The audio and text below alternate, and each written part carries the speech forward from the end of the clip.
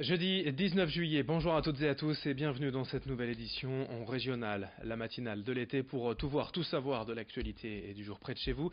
On démarre comme toujours par vos prévisions météo.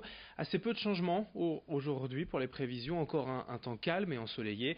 Toujours quelques passages nuageux, mais rien de bien grave. L'ambiance estivale se maintient, en témoignent d'ailleurs ces perturbations en légère hausse cet après-midi. Pour les maximales, on aura 22 degrés à Dunkerque et à Calais, 25 à Boulogne, 26 à Saint-Omer et 27 degrés à Lille. La météo complète comme toujours après ce journal. On démarre avec l'un des événements dans l'actualité de la région.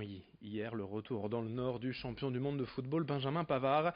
Le nordiste né à Maubeuge et formé au LOSC durant 10 ans avant de partir en Allemagne à Stuttgart en 2016 était donc de retour chez lui à Gemont. Plus d'un millier de personnes sont venues saluer ce jeune joueur de seulement 22 ans, encore inconnu du grand public il y a 2 mois. Et aujourd'hui, l'une des révélations de cette Coupe du Monde, Alexis Tessier était sur place pour nous.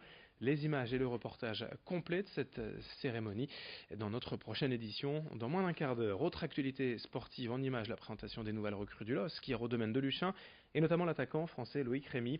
Ancien international âgé de 31 ans, passé par les championnats anglais et espagnols, il a signé à Lille pour 2 saisons contre une indemnité de transfert d'1,4 million d'euros. Il lui a apporté son expérience et ses qualités de finisseur, ce qui a cruellement manqué au LOSC la saison dernière. Autre recrue présentée hier, le défenseur turc Zeki Çelik, 21 ans. Notez également que le LOSC recherche actuellement un milieu de terrain pour remplacer Yves Bissouma, parti à Brighton. Enfin, hier, Marc Ingla, le directeur général du LOSC, a confirmé que le club s'intéressait au défenseur José Fonte, présent à la Coupe du Monde avec le Portugal. Les premiers mots de Loïc Rémy sous ses nouvelles couleurs, au micro d'Alexis Tessier.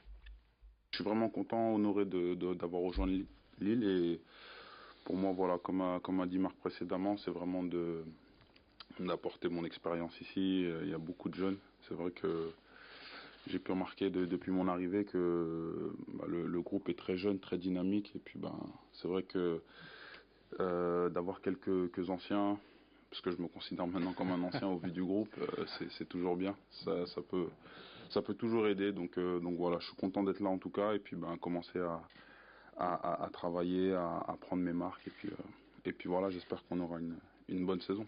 Le projet, la région et puis le discours aussi des dirigeants, c'est ce qui a fait que j'ai choisi Lille et que pour moi le challenge, c'est vrai que paraît quand même gros parce que c'est vrai que j'arrive ici, je suis le plus vieux, donc pour cadrer, voilà, je vais avoir un rôle moteur dans cette équipe-là. Mais voilà, comme je vous dis, c'est vraiment un challenge qui est intéressant.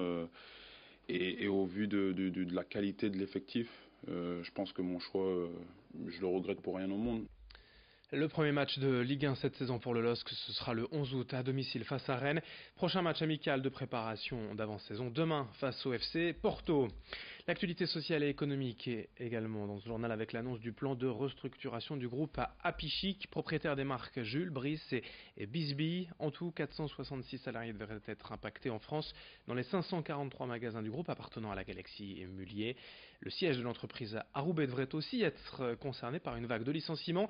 Reste à définir le calendrier des négociations syndicales d'ici la fin du mois.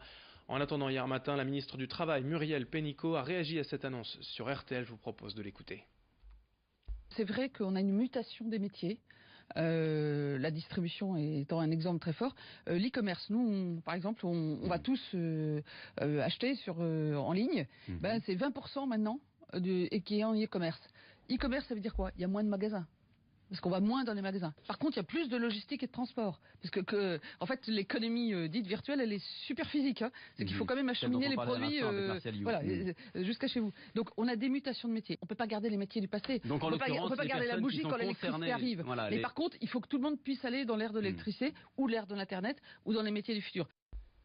Dans le reste de cette édition, on passe à toute autre chose avec l'un des incontournables de l'été pour les enfants, le bon vieux centre aéré. À Roubaix, par exemple, près de 700 enfants sont accueillis en ce moment dans l'un des 9 centres que compte la ville. Chaque jour, diverses animations sont proposées. À partir d'un thème établi par l'équipe pédagogique, les enfants ont le choix pour s'occuper. Tous les jours, les activités sont très variées. Il y a aussi des sorties prévues, des mini-camps pour s'évader quelques jours. Le centre aéré, c'est toujours la solution pour les parents qui travaillent pendant l'été et un moyen de s'occuper pour les enfants qui ne partent pas en vacances. Ici dans le quartier de Nouveau-Roubaix, au centre aéré Jules Gued, explication au micro d'Idil Gunaï. On prend une thématique et on découle tout le mois sur la thématique, donc avec des activités diversifiées, spécifiques, pour que chacun puisse trouver sa place en fait.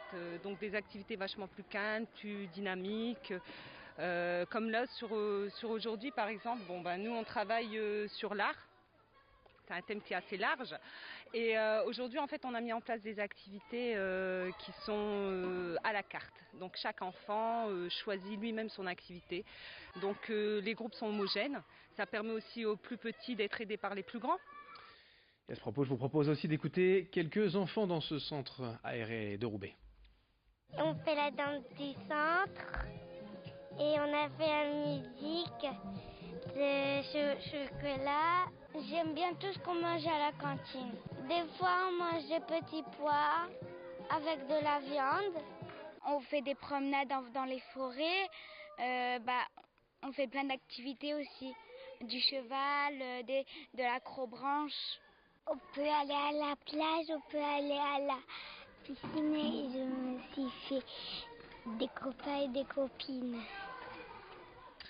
On termine avec un anniversaire. Il y a tout juste un an sortait le film événement de Christopher Nolan, Dunkerque. On en parle toute la semaine, bien évidemment, car ce film a donné une véritable impulsion au bassin économique local. 8 millions d'euros de retombées directes pour le territoire. Mais le succès de Dunkerque a aussi permis de valoriser l'image de la ville pour le cinéma et les réalisateurs.